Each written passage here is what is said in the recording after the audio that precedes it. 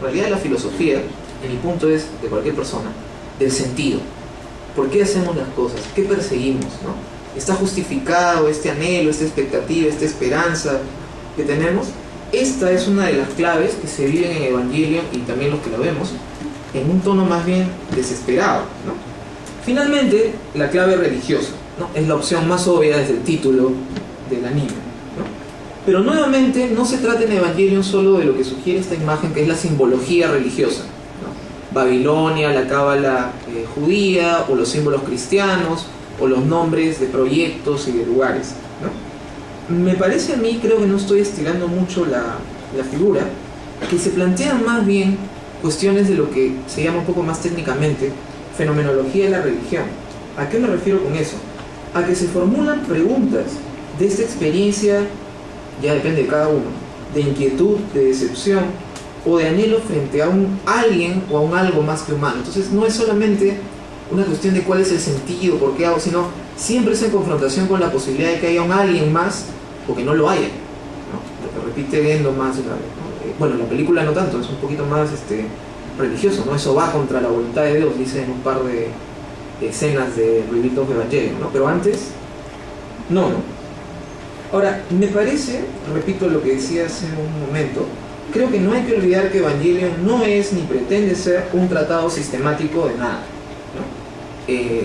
Yo en realidad me encuentro sumamente divertido y he aprendido mucho, pero tratar de encontrar en Evangelion pues una forma de interpretar los papiros del mar muerto o los evangelios apócrifos o incluso algunos las claves de cuándo se va a acabar el mundo, y en realidad no estoy bromeando, ¿no? O sea, todos sabemos que tenemos algún amigo otaku que llega hasta esos extremos, como que por ahí no va la cosa, ¿no? Sin embargo, ¿no? Retomo el primer punto que decía mientras agradecía la invitación. A mí, más allá que una cuestión un poquito delirante, porque todos tenemos nuestros extremos de fantasía, ¿no? A mí me parece adivinar ahí detrás una intención que no sé si es del todo sana, en el sentido que me parece que es muy culposa, ¿no? O sea, tengo que justificar que veo este anime diciendo, mira que por si acaso han consultado, ¿no? Que está la bibliografía de Evangelion, y mira el equipo de Gainax, mira todo lo que ha tenido que hacer de investigación para armar algo que no sea un garabato, sino un enigma culto, ¿no? ¿Y por qué? O sea, ¿por qué hay que justificarse de esa manera, ¿no? A mí me parece más bien que hay algo evidente en las personas que estamos acá y cuando conversamos con otros sobre lo que es Evangelion, ¿no? Como creación, Evangelion me parece que indudablemente tiene el poder de desplegar estos diferentes aspectos, estas claves, en una verosimilitud narrativa consistente. O sea, no es una piedra, ¿no? Supone, de hecho, una tradición y una cultura, en el sentido amplio de la palabra, en filosofía, en teología, en literatura y sobre todo en anime, ¿no?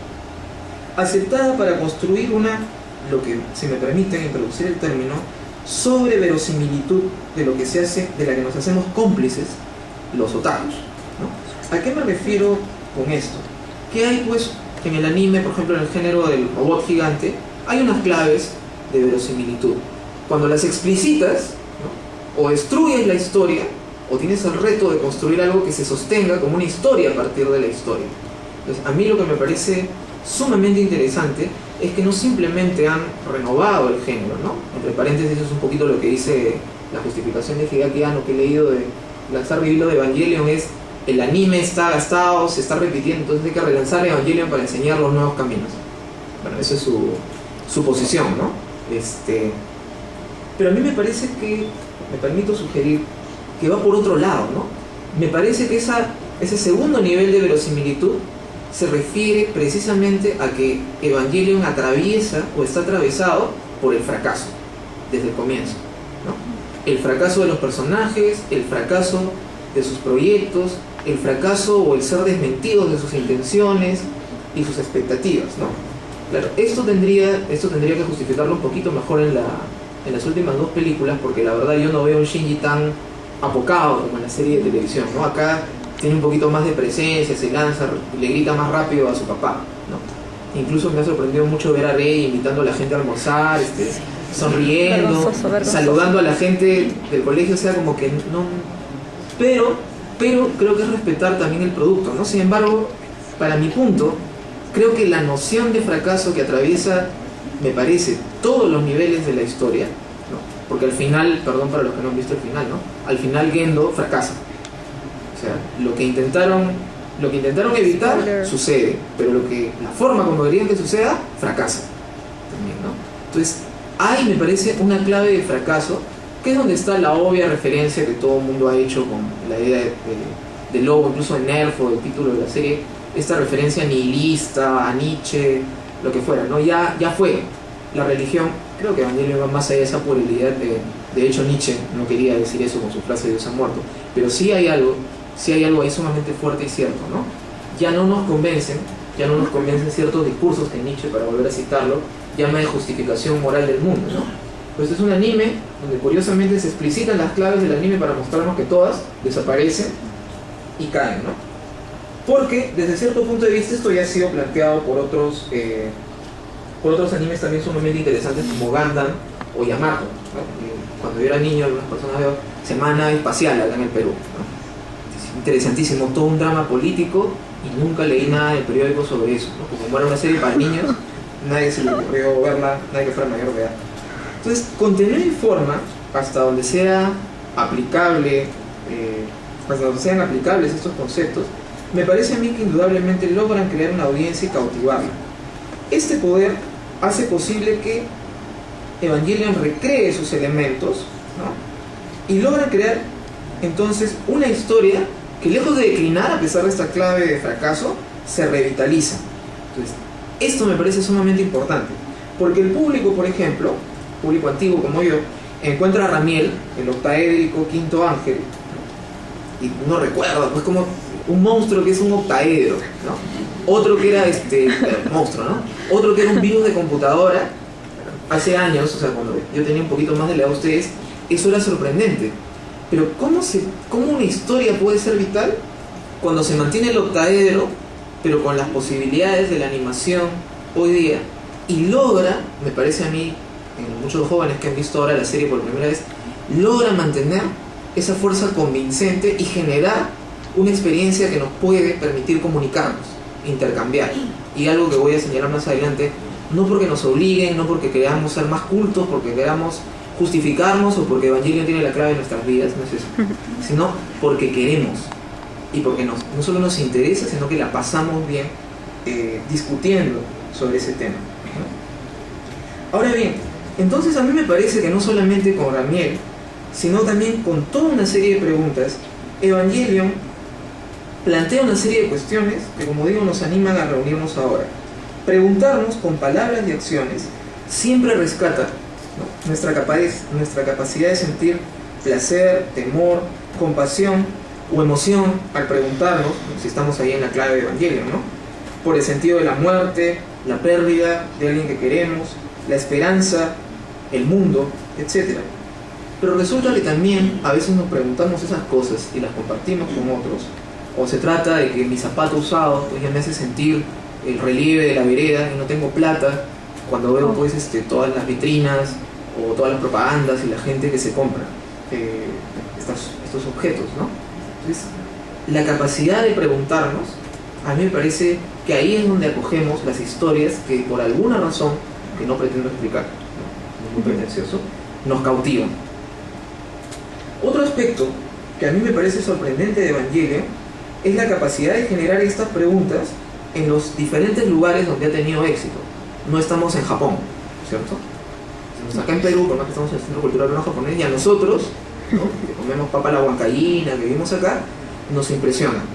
Y probablemente, bueno, yo muchas de estas imágenes las he bajado de blogs de diferentes lados, de personas de diferentes lados del mundo, ¿no?, a los que también les interesa. Y ese es un aspecto de la globalización que es ciertamente todo otro tema que me parece que también vale la pena rescatar, ¿no? Formamos parte de un grupo que no se conoce, pero que atraviesa el mundo y que encuentra aquí una serie de preguntas, de intereses, de espacios donde quieren casarse con otros. Ahora bien, creo que también es prudente recordar que se trata del público urbano, es decir, de ciudades, interesados en la ciencia ficción y en el anime, ¿no? En ese sentido no soy tan optimista como McLuhan de estamos acá en una aldea global y viendo anime todos nos vamos a hacer hermanos. Tampoco, ¿no? Personalmente, a mí sí me llamó la atención que en su recepción en nuestro país apenas se comentara Evangelion, especialmente el tema religioso, ¿no? Que algunos decían, eso va a causar un poquito de impacto, o sea, escandalizar. Ustedes no han visto eso, pero digamos, la gente de mi edad no pudimos ver nunca La Última Tentación de Cristo en el cine, porque unos señores decidieron que, a pesar de que éramos mayores de edad, no estábamos preparados para ver eso, ¿no? Entonces lograron convencer a estas autoridades al gobierno y nunca vimos esa película. Entonces, bueno, ustedes no han tenido que sufrir eso, pero a mí siempre me llamó la atención que no hicieran tanta bulla por transmitir Evangelion, si bien creo que cortaron algunas partes, ¿no? A través de Canal 5, ¿no? Entonces, en esos años, yo me preguntaba si la gente que veía Evangelion había entendido de qué se trataba, ¿no? Pues si no, dije, si hubieran entendido, de repente se hacía más bulla. Luego de este tiempo, ¿no? Pasados estos lustros y a la edad que tengo, ahora estoy convencido de que mi pregunta, y no solamente mi respuesta, estaban profundamente equivocadas, ¿no? De hecho, insisto, si estamos aquí, es porque no se trata de algo, Evangelion, que se podía o no comprender en ese momento, sino del asunto de comprender, que es un asunto siempre pendiente, siempre abierto, en el que siempre seguimos. Entonces, mi último y tercer punto, ¿no? Donde espero ya haber persuadido al distinguido auditorio de que está hablando un ser humano y una persona que le gusta el anime, y no simplemente un académico, cómo este tipo de aficiones, productos comunicativos, obras de arte, como ustedes le quieran decir, impacta también en mis propias preguntas, ¿no? Cuando yo vi Evangelion hace muchos años, ¿no? Yo lo vi esperando que llegue el disco láser, que probablemente ustedes no conocen, que era un long play grandote, ¿no? Junto con un grupo de aficionados que en aquel tiempo éramos parte de un club que se llamaba Neo B, del cual luego un grupito no se separó, sino que un grupo se juntó y formó lo que quizás ustedes conozcan como el proyecto Sugoi. Empezó siendo una revista, luego una cadena de librerías, tuvieron un programa de televisión, de radio, una página web, y todavía siguen, ¿no? Yo me acuerdo, claro, estamos hablando de una época donde polvos azules, DVD o torrents o no existían o no tenían el significado que tienen ahora, ¿no? Entonces había un grupo, todavía me acuerdo, una tarde de 20 personas cuando llegó el primer número de la revista Sugoi. Oye, una manito. Entonces las 20 personas nos sentamos en el piso y empezamos a embolsar las revistas y a cerrarlas con scotch, ¿no? Cuento esto porque no creo que sea una cuestión simplemente anecdótica, ¿no? Sino que para acercarlos a lo que es experiencia y acercarme, si puedo, un poquito a la de ustedes, ¿no? En esa época y en ese contexto, ver un capítulo de Evangelion era un espacio de especulación, de silencio, de exclamaciones, de delirios hermenéuticos por lo que quiso decir o no quiso decir y qué pasó y lo que dice en tal página web, y ciertamente de polémica, ¿no? No tengo el dato, ahora me arrepiento de haber contado cuántas horas invertimos en conversación sobre este tema con este grupo, ¿no? Ese espacio nos permitió tejer relaciones que no siempre devinieron en amistad, tampoco sea que devinieron en enemistad. Me parece importante porque no se trataba simplemente de una patota de amigos, ¿no? Sino que ciertamente, partiendo de intereses personales que eran compartidos, llegamos a valorar en ese espacio algo más, ¿no? Y quisiera sugerir qué es lo que me evoca a mí ese algo más y sus posibilidades, ¿no? Si no soy un esquizofrénico, esta persona que es aficionada al anime también por su trabajo lee y leí a una pensadora que me resulta sumamente sugerente, que se llama Hannah Arendt, ¿no? Hannah Arendt, en un contexto no de crítica cultural, no de hablar de personas con aficiones, aunque algo tiene sobre los salones culturales en la Europa de la preguerra, Hannah Arendt habla más bien en un contexto político y de crítica al declive de lo político, donde lo político se ha convertido en un asunto simplemente de intereses, y eso no necesito explicarlo porque lo vemos todos los días, ¿no? Sea de intereses de personas o de grupos. Y más bien ella rescata lo que llama la pluralidad de ese espacio compartido, que ella lo llama espacio público, como un escenario, como un lugar que se crea libremente cuando aparecemos unos frente a otros. Y aparecer no es simplemente que estoy en calidad de paquete, aparecer es aparezco en mis actos, en mi rostro, en mis palabras, ¿no? Y entonces, si yo aparezco con eso que soy como ser humano, yo puedo ser reconocido en esa especificidad, y solo porque soy reconocido en eso específico que yo tengo, mi punto de vista, es que nos podemos reconocer como iguales. Insisto, Arendt no estaba pensando en el anime ni en la animación, pero lo que sí afirmó claramente es el tipo de discusión, es que este tipo de discusión